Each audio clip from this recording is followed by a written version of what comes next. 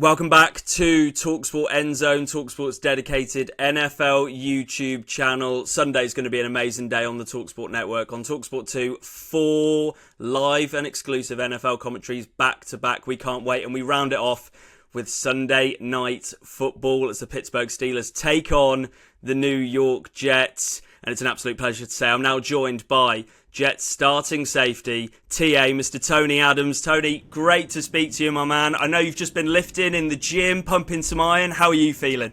Yeah, I feel great, man. I'm getting the body back from last week. We got a short week, and, man, I'm honored to be here. I'm ready to go, ready to get to Heinz Field and, go out there and get a dub. Well, I can't wait to look ahead to that game, break down this week as well. Let's start by just briefly reflecting on Monday night and another really close fought game. Could have gone either way, but it's another defeat. 3 on the bounce now for the Jets. What's the mood been like in the organisation this week? Not only looking ahead to Pittsburgh on Sunday, but reflecting on Monday night as well and that performance. That was hard, you know what I'm saying? Just speaking honestly as a competitor, that was a tough one to get over, you know what I'm saying? But we got some great bits in this locker room that told me, 24-hour rule, you only could dwell on it 24 hours. After that, man, it's on to the next because the sun gonna rise again. Somebody told me when I was young, it don't matter what go on the day before, the sun's still gonna shine. Life's still gonna go on. So either you're gonna live in the past or you're gonna move forward. So that's what I had to do. But yeah, that was a tough one. But the best is yet to come. The best is still yet to come. Well, like I said, it was so closely fought, like the games against the Vikings, the Broncos, all within one score, those games. In terms of the takeaways from what Coach Ulbrich had to say to you guys in the locker room after that Bills game, what were some of the key messages that he was imprinting on you guys to take forward into the coming weeks as well? Man, stay together, you know what I'm saying? The week of preparation was great. The intent was there. We just didn't get the outcome that we wanted. We got to clean up certain things before the play, like the false starts and the defensive onsides, and then the after-play whistle, the unnecessary stuff. We got to clean that stuff up. But while you playing the game, stuff going to happen. Defensive holding, offensive holding, that stuff that's going to happen. Yeah, we just got overall be better, you know what I mean? That's what Brick preached, and he just preached to stay together. And I think that's what we're doing. We're doing a great job of that. How do you feel like he's adapting into this interim head coach role? He's somebody you know very well, DC for you, and you coming on leaps and bounds over the last couple of years, especially under his guidance. How have you seen him stepping into the role, and how has he been?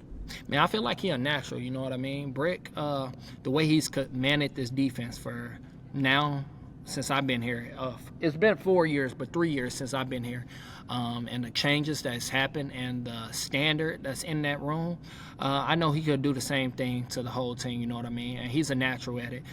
People really love him. People really listen because, first off, he cares when you talk to him.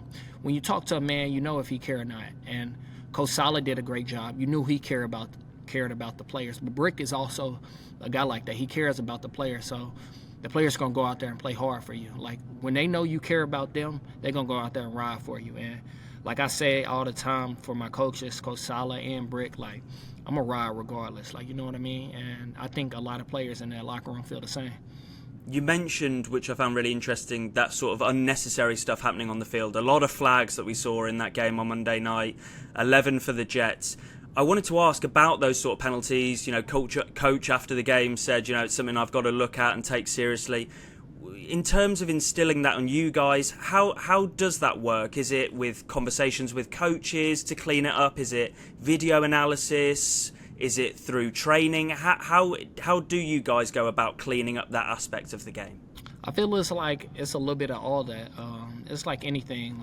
When you go in, you watch the film, coach analyze it. He gives you his thought on it and the best possible technique that can help you clean it up.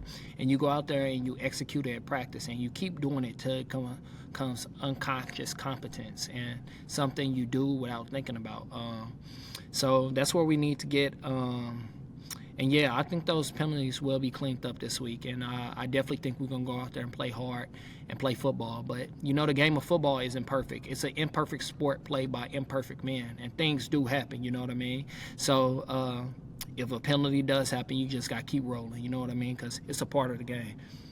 Well, this team's going to keep rolling, and it does with so much excitement within the media and within the NFL this week. You're not the only Adams in the New York Jets now. There's another one who's joined, Davante Adams, signed, sealed, delivered. That trade happening from the Las Vegas Raiders on Tuesday. I just wanted to get your thoughts on when you heard that news come through. Davante's going to be a Jet. What did you think, and how's that lifted the mood and the spirits within the group this week?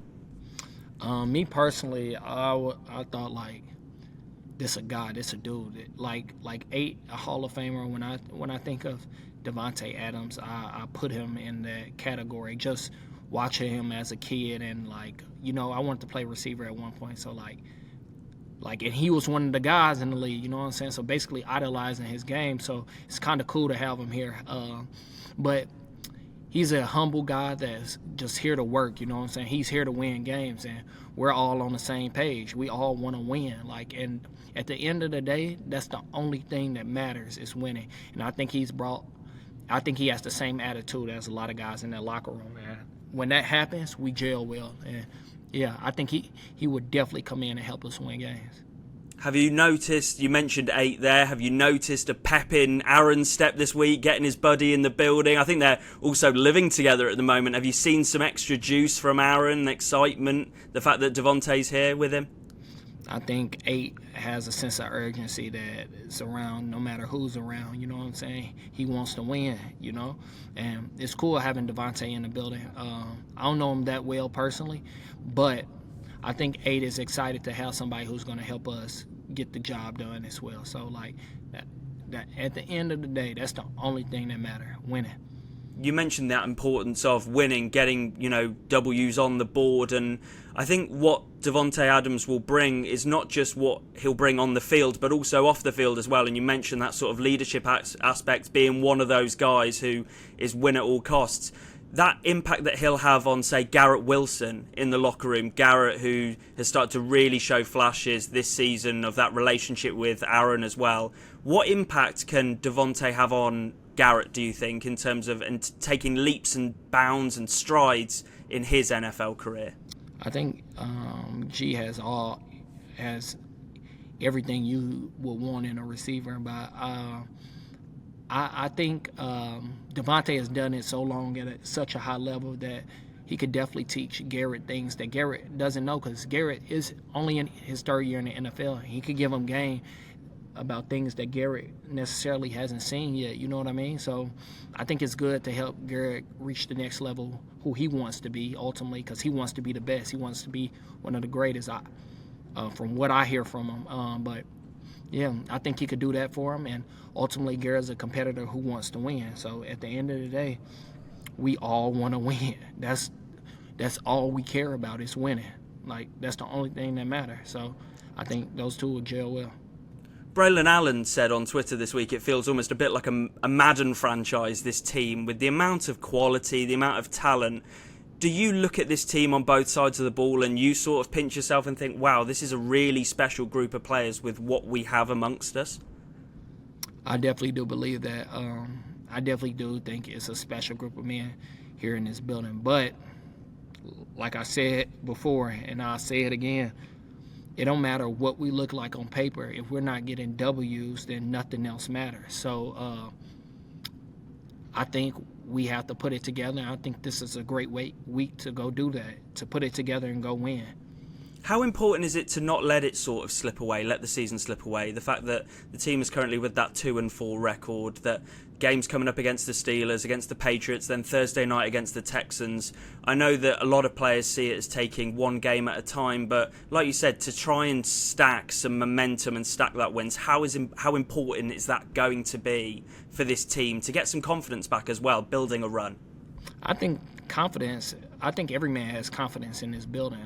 Every man knows what he could do personally, but it's about doing it as a team and coming out victorious. And it's about having a 1-0 mentality. We can't worry about the Patriots or the Texans because they're not here. You know what I'm saying? All we can do is win the day, and ultimately winning the day will help you win on Sunday. So I think every guy is attacking it how he needs to attack it, and ultimately every guy is trying to go out there and do whatever it takes to help the team win. You're really showing up on tape this year in terms of your performances, tied second for overall tackles currently. You know, we've got Chuck Clark going on injury reserve, DJ Reed's banged up. How do you feel about sort of stepping up into a greater role in that defensive backfield over the next few games with these guys out, making more of an impression in your game with, you know, those injuries and having to deal with them? Yeah, injuries are tough, but they're a part of the game. And man, like I said before, I'm doing whatever it takes to help the team win. If I got to lead the team in tackles, I'll do that. If I got to go cover the middle of the field, play in the box, I'll do whatever it takes, because ultimately I'm a competitor, and I'm not coming here just for stats. I'm coming here to win games. I'm coming in here to help guys leave their legacy in this league. That's all I care about. The stats are cool, but I'm here to win games. That's the only thing I'm here to do. So, TA, looking ahead to this weekend, Pittsburgh Steelers, Sunday Night Football, a game in front of the nation.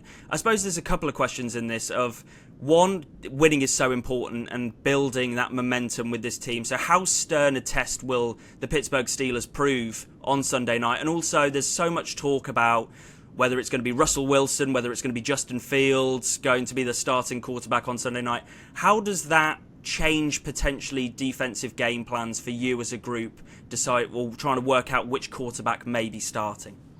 It don't matter who starts. I think both of them are great players. And Pittsburgh is historically known for their defense.